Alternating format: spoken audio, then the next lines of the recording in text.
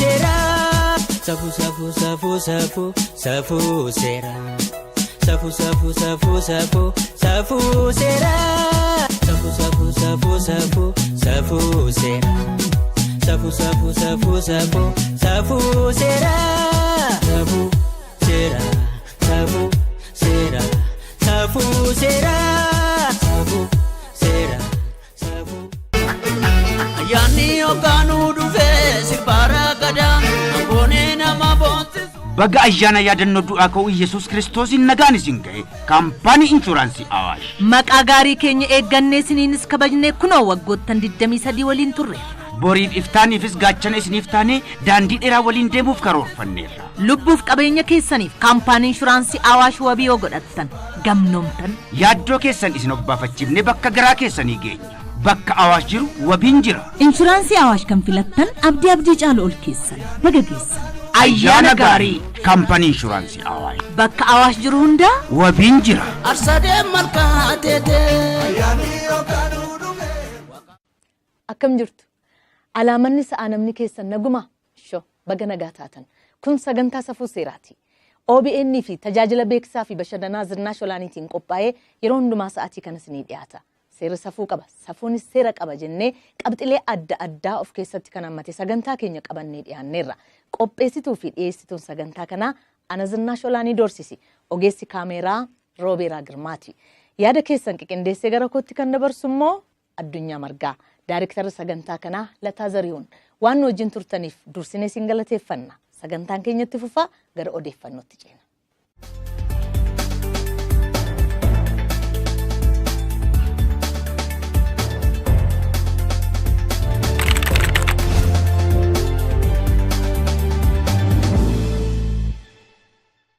Biiroon dhimma dubartootaa fi daa'immanii Oromiyaa tibba darbee shamarran yuunivarsiitiiwwan adda addaa keessaa ogummaa garaagaraa irratti leenji'anii yookaan immoo baratanii ba'an hoggansaaf jedhee qopheessuudhaaf baatii tokkoof akaadaamii hoggansa mootummaa keessatti leenjisee baasuusaa odeeffannoo isinitti himnee turre. Maarree tibba sana shamarran kun akka kallattiidhaan gara aanaalee adda addaa godinaalee garaagaraa deemanii hojii eegalan Adde Aziza Abdii hoggantuun biiroo dhimma dubartootaa fi daa'immanii Oromiyaa dubbatanii turan. Nutis waltajjii sanarratti Adde Yohaalaasheet Gabayyew itti aantuu hoggantuu biiroo dhimma dubartootaa fi daa'immanii Oromiyaatiin leenjiin kun itti fufamoo kanumaan raawwataa jennee gaafanne itti fufanuun jedhan.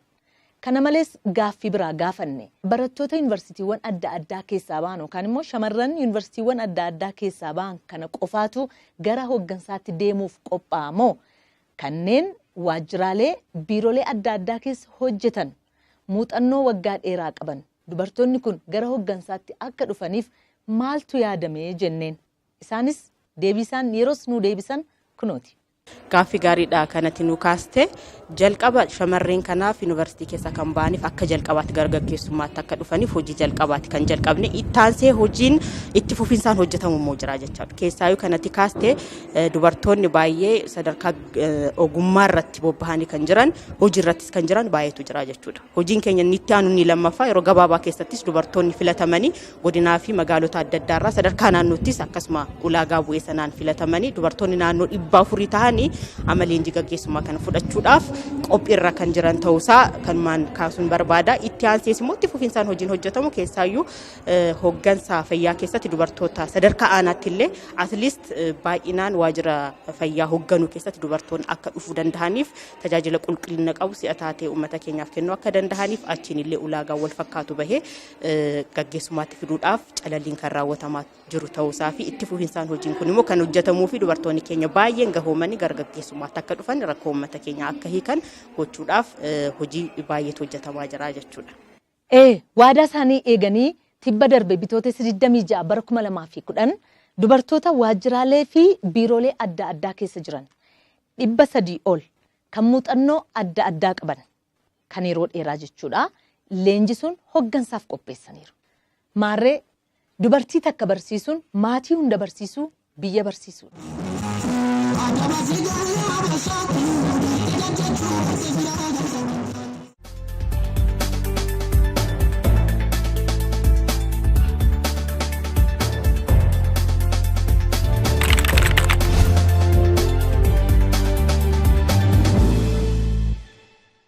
Kan daawwachaa jirtan OBN sagalee uummataati. Sagantaan immoo sagantaa safuu seeraati. Oomishaa fi tajaajila keessan beeksifachuu kanneen barbaadan 0928317679 haloo yoo jettan anaa dhufuun isin simanna. Gara qabxii taanutti darbu keenyaan dura ispoonsaroota keenya sagantaan kun akka miila lamaan dhaabatu kan nu gargaaran kaampaanii inshuraansii Awaash akkasumas mana murtii waliigalaa Oromiyaa guddaa galateeffanna. Kaampaaniin inshuraansii Awaash qabeenya keessaniif Awaashiin wabii yoo godhattan irriba gaarii raftan isiniin jedha. Bakka Awaash jiru hundaa wabiin jira. Ispoonsara keenyadhaa guddaa galateeffannaa gara qabxii taanutti dabarra.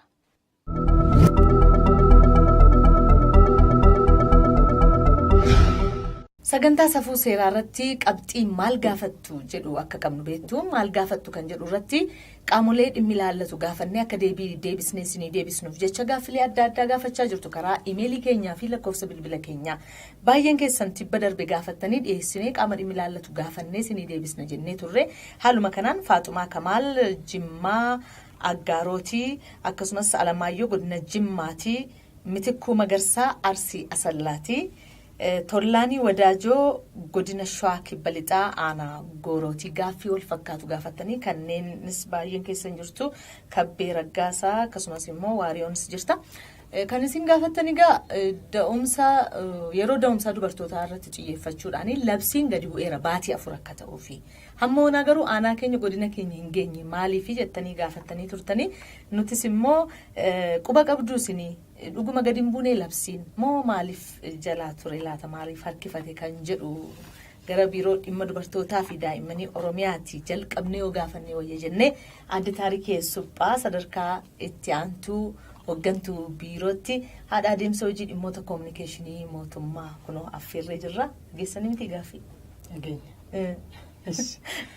Maa harkifate maaliin deemaa jira yeroo darbe anaaf illaamuun initireetiin deemaa jira jechaa turre lakki lafoo deema faayinaa jechaa turre egaa kuni waan itti qoosamus miti. Jechumaaf jenne malee kanaaf lafarraa harkifachuun isaa kun maaliif akka biiroo dhimma dubartootaatti labsii mootummaa baasaa labsii mootummaan baase sun immoo akkaataa kamiin qaama fayyadamuu danda'u bira ga'aa jira kan jedhu kan hordofnu nuti jechuudha. Kanaaf labsiin kun mootummaan baasee jira manni maree bakka bu'ootaa mirkaneesseera labsii kana ji'a muddee keessa akkas labsame jechuudha. Labsiin akka biyyaatti mirkanaa'e ji'uma sanaa kaaseetu kan hojiirra oolu jechuudha. Garuu akka biyyaatti labsiin mirkanaa'e qaamni raawwachiisaa naannoo keenyaa immoo hojiirra oolchuudhaaf caffeen naannoo labsii sana fudhatee mirkaneessee magalataan maxxansamuu qaba jechuudha.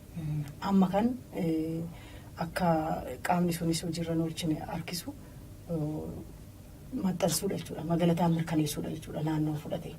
Kanaaf caffeen labsii sana magalataan mirkaneessinaan labsiin sun hojiirra oolu wanti sadanqu tokkollee hin jiru.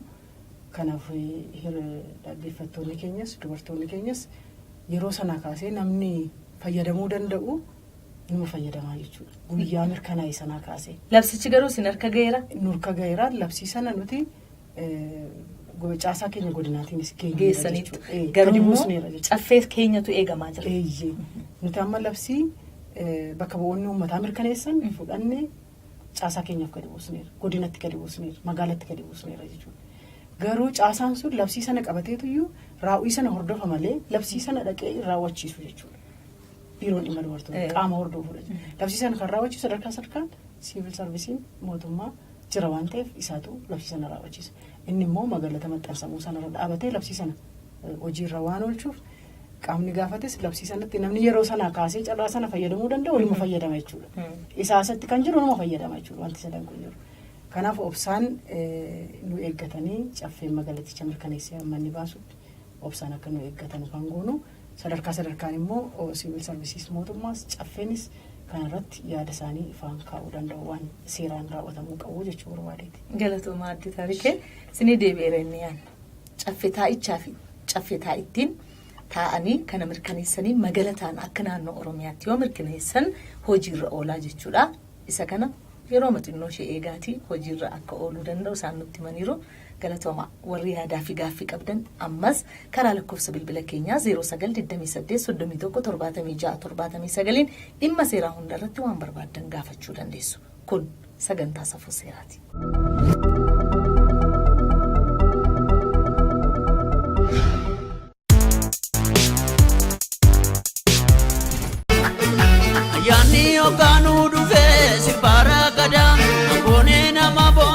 baga ayyaana yaadannoo du'aa ka'uu Yesuus Kiristoosiin nagaan isin ga'e kaampaanii inshuraansii Awaash. Maqaa gaarii keenya eeggannee isiniinis kabajnee kunoo waggoottan 23 waliin turre.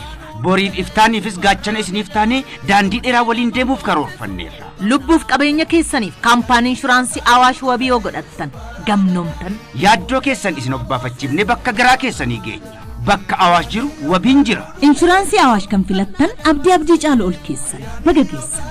Ayyaana gaarii kaampaanii inshuraansii Awaash. Bakka Awaash jiru hundaa wabiin jira. Arsadee malkaa teetee.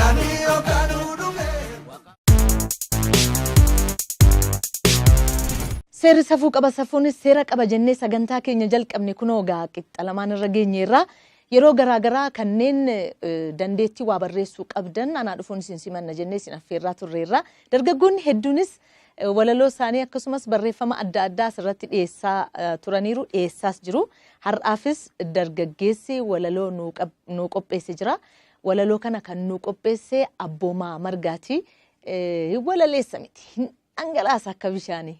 Mee Abboomaa wajjin daqiiqaa xinnoof turaatii anaa wajjin booda walitti deebina. Seerri safuu qaba, safuunis seera qaba.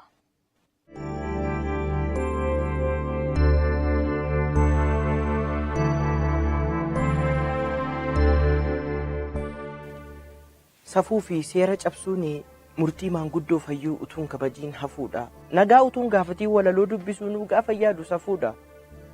Oromoo warra hayyuu akkam jirtu ashamaa waaqni isinitti hin qabin hammaataadhaa fi hamaa bakka deemtan hundatti moo'aa ta'aa argama. Handhuura uumamaa jalqabaa hortee kuush keessaa maddinee galmee garraamummaaf nagaa eenyuunuu dura argine. Kan qabatee hin gadhiisne akka humna hapheetti ashaaraa dhugaa qabna fuula miti lapheetti. Akka nun sochoosneetti bubbeen baraa bubbisee kudhan gorsee kudhan dhoksee kudhan obsee Oromoon nu guddise. Deebi'ee dubbifamu banamee galmeen seenaa Oromoon durii kaasnee jaalalaaf nagaa feena. Barri jijjiirraan malee hin qabu seenaa adda wal kabajuu fi seerri safuudhumarraa madda. Mee deebi'aatii ilaalaa seenaa kaakayyuuf akkoo safuu hundee godhatanii darban waraanaaf rakkoo. Safuu Oromtichi beeku qubeedhaan galmee irratti barreeffame isumatu deebi'ee har'a seera jedhame. Kun sanadan barbaadu yookaan foormulaa dheeraa. Saayinsii isaa dubbachuuf ilmi safuun dhalchiseera.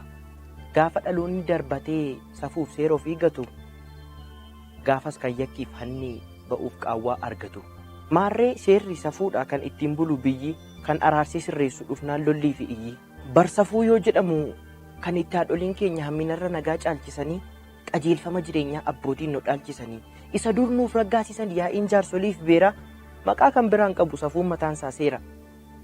Egaa afaa gaariirra afaan gaariitu caalaa. Ijarra nagaa agartaniin booris nagaa ilaalaa. Safuuf seera kabajuun ta'aa hangafaaf dura hamma deebinee wal agarruutti nagaaf jaalalaan naaf tura. Galatooma.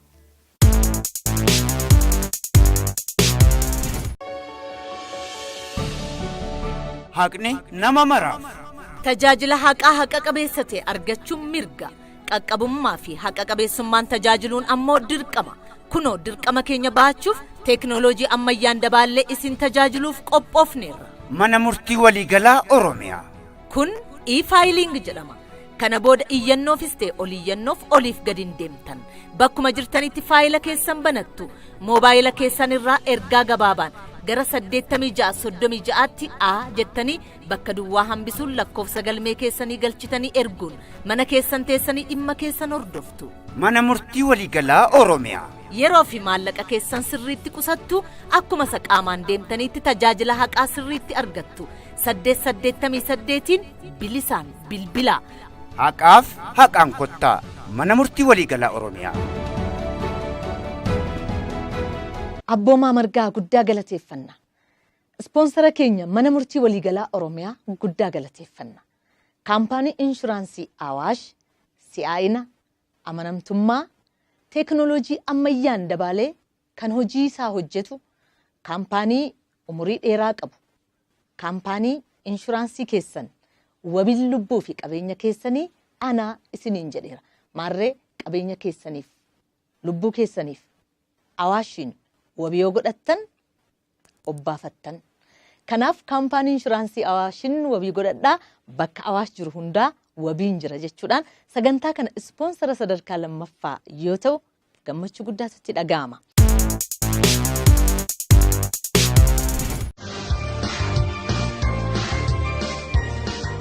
Jarana dubartiin takka daa'ima garaatti baattu gara wal'aansa fayyaa deemuudhaan baatii 9 fayyummaa daa'ima isheetii hordofaa turte da'umsaaf waan hundumaa iddii qopheeffatteen booda mana murtiitti deessee isiniin jenne maal jettu laata?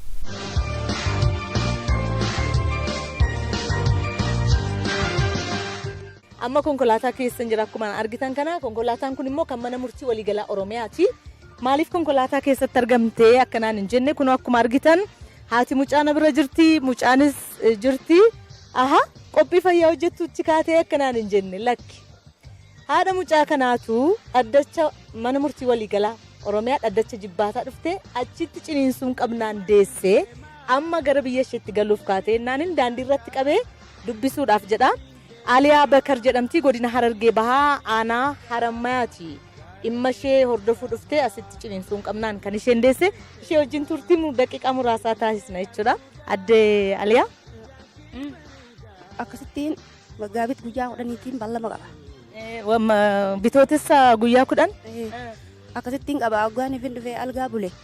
Akkasittiin hoggaan dhufuu ganama qaalittiirraa achi koree mana murtii dhaqee hoggaan dhaquu dhaabbachuu dadhabee akkasitti jara kana bira dhaqee abbaan mana kiyyaa kun akkanaaf akkana dhimma kanaa dhuftee dhalte akkasitti akka daftanii na laaltan jee akkasitti kabajaadhaa wajjin ka'a.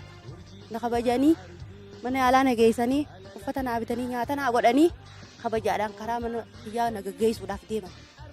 Ati beellama kee fi guyyaan da'umsa keetii walirra akka oolan beektu maaliif daandii deemte? Hin beekne akkasitti hin beeku isaa ba'a. Daa'imni kee dhiira moo durba? Durba. Maqaa ishee eenyu jette? Maqaan siidhaa Murtiidha. Murtii argatte moo? Murtii argatte gaala maami? Dhimmi kee maal ture? Dhimma maaliif falmaa ture? Dhimma waa'ee dachiiti. Obboleessa kiyya mana murtii Haramaatti murtii anaaf murteessee didee mana murtii jalaa godina dhaqee murteessee anumaaf didee mana murtii jibbaataa waliigala kana dhufe. Daa'imni kee murtii eenyu ture maqaan? Maqaan murtii Ibsaa Ammatasaan.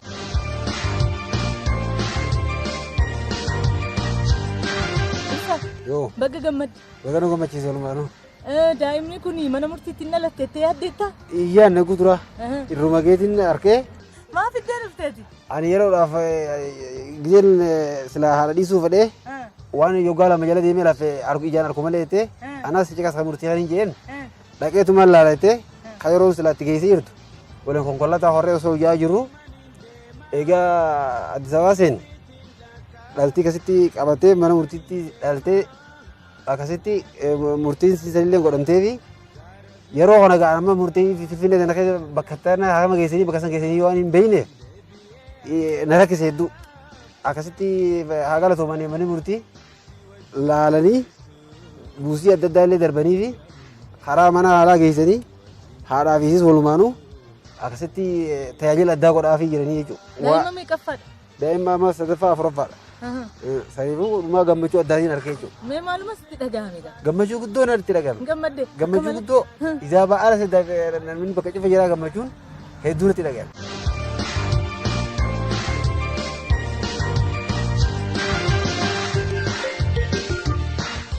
Murtii Ibsaa Mahammad Hassan jetteettiin maqaa mucaa isheeti. Egaa kunis jira mana murtii dhufanii akka tasaa da'uunis jira. Manni murtii waliigalaa Oromiyaa immoo kabajanii haala kanaan gara mana isheetitti fuudhanii deemuuf jedhu aanaa Harammayaa jechuudha. Mee dhimma dubartii mana murtichaa immoo dubbisee tanan waan